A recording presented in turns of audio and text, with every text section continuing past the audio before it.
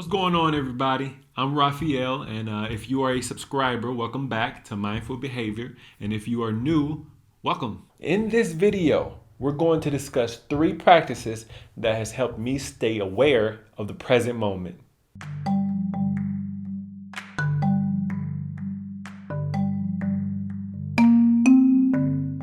A lot of you are having trouble staying present. I get a lot of questions and a lot of concerns for people who don't feel like they could be as present as I am or even more present. So throughout the day, we are presented with decisions that we have to make almost instantaneously. And sometimes, most of the time, we're not even aware of it.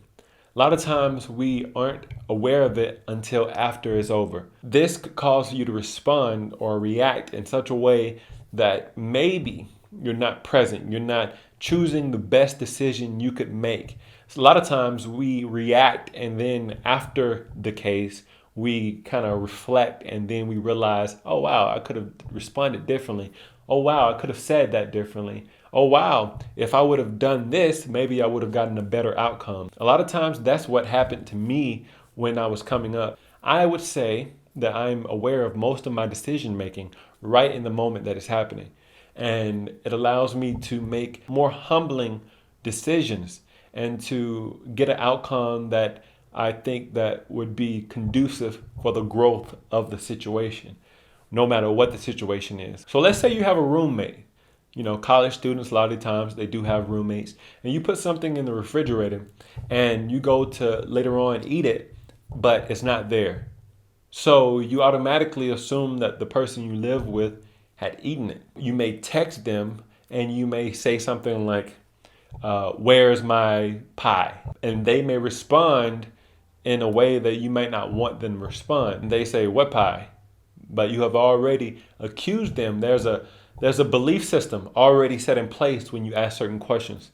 And a lot of times we believe that our questions are, safe or fair game. A lot of times it's not, because you've already created a belief in the question you're asking. If you ask, where's my pie? The belief system in that is that you've already assumed that they had taken it, they had eaten it, or they had done something to it, or done something with it. So that belief system causes you to say, where's my pie? Instead, if there's no pie in the refrigerator, you could say, do you know where my pie is? Because I don't see it in the refrigerator. This doesn't create beliefs already.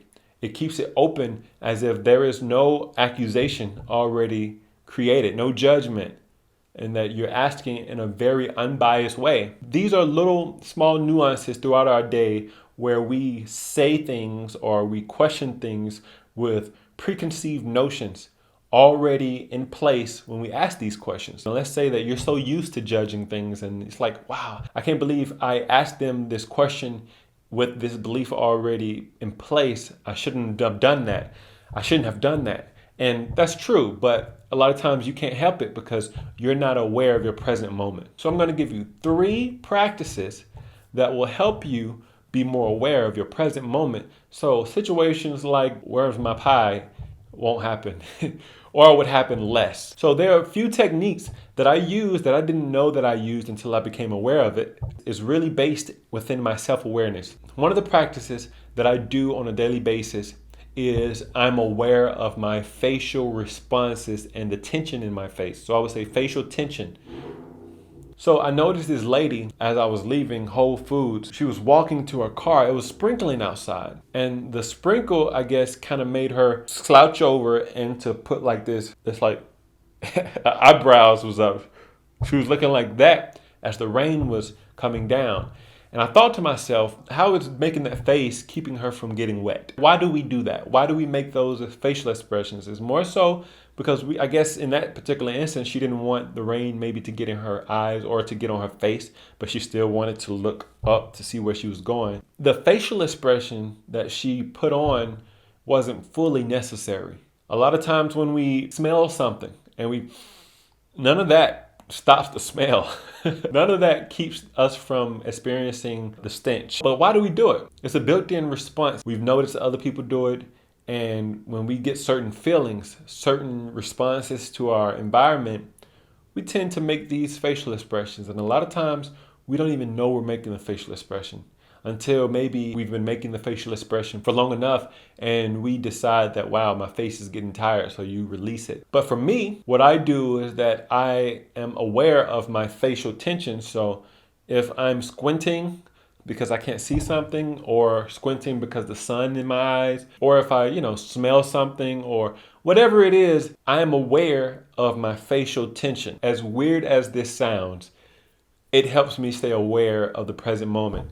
So, first practice, facial tension. Make sure you kind of practice relaxing your face. And meditation helps with this. When you're in a meditative state, try to focus on the relaxation of the muscles in your face. And this has allowed me to be more present. For example, if you're having a disagreement with someone and you'd be like, or anything that what you would do, just notice that those things have power, at least in the communication to the person that you're doing it to. It's also a great way to preserve the skin in your face because, no one likes crow's feet.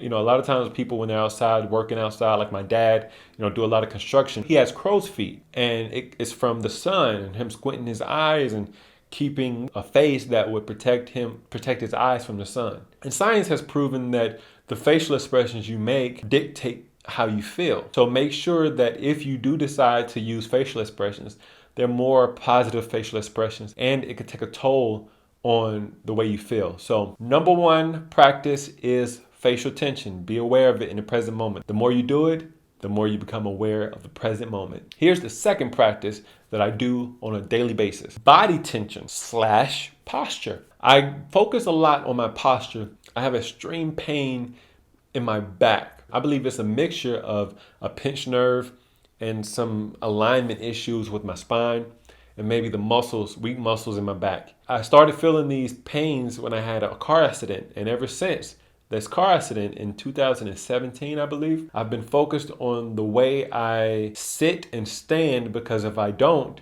I'm in pain. I realized that we tend to tense up depending on how we feel. For example, you may feel a little slight fatigue on your left side of your body when you stand, so you rest on your right leg. And I know you've noticed people doing this, whether they're waiting in line at Chick-fil-A, DMV. You can notice that people don't stand straight up with the weight distributed between both legs equally. When you see people doing this, you notice that it's a way to rest a certain part of their body, because then what they do is they switch sides. A lot of times it's due to how we feel on the inside. When you're not sitting, you're standing. And when you're not standing, you're sitting. And of course, if you are a busy person, you're only really laying down when it's time to go to sleep. In these three positions, you want to make sure that you are aligned equally between your body, because your body is pretty symmetrical. I know a lot of times we feel like it may be cool to,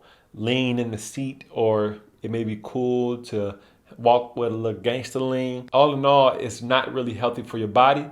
And for me, I'm very aware of it because of my pains in my body. I'm very aware that my posture is dictating the way I feel throughout the day. I make sure that I'm equally distributing the weight in my body, and this is happening all the time presently.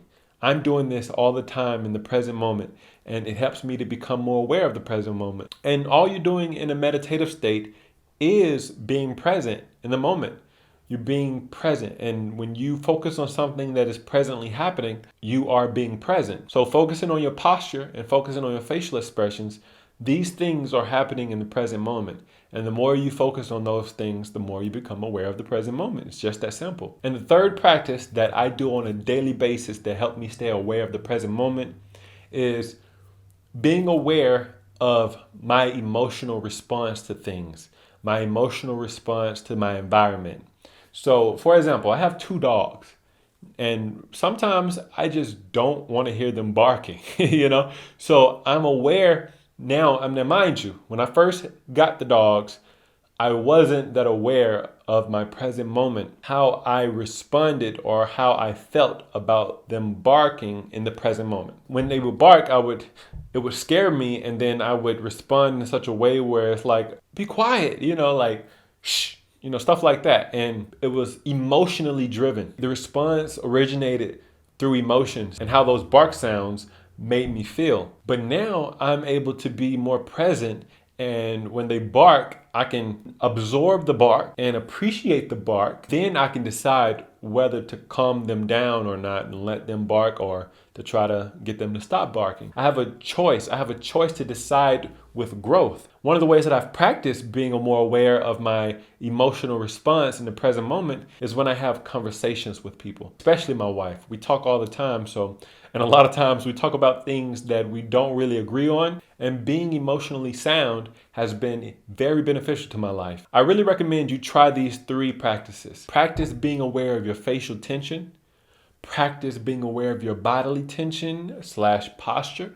And thirdly, being aware of your emotional response. Now, I'm not telling you to change anything. I'm just asking you to become aware of the things that you do. Because once you become aware of it enough, it would be inevitable for you to change. You're always seeking growth. You're always seeking to be better. So whatever you become aware of, whatever you're aware of, you tend to become better at it. And that's with anything that you focus on. I would say make sure you comment down below. Let me know how it goes for you. Share the video. Maybe a friend or family member may not punch the guy so quick because they are being aware of their present moment and they realize that punching them may not be the best solution. And maybe the next time you want to punch your roommate in the face for eating your pie, you will think about it before you do it and save a trip to the jailhouse. This has been fun. Thank you for watching this video. Like and subscribe. Thank you, and I will see you next time.